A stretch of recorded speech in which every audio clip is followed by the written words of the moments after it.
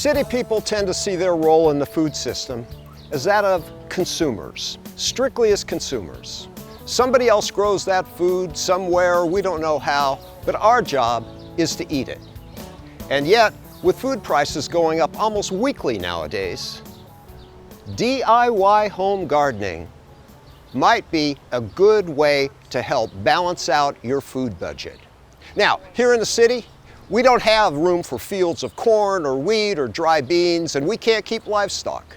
But what we can do is we can grow fresh produce. And we can do it better than anybody else in the world because ours is going to be fresher, and if it's fresher, it's more nutritious. Fresh vegetables, fresh fruits, those are essential to provide us with the vitamins and the minerals that our bodies need to be healthy. 15 years ago, this entire yard was grass and there wasn't anything edible in it.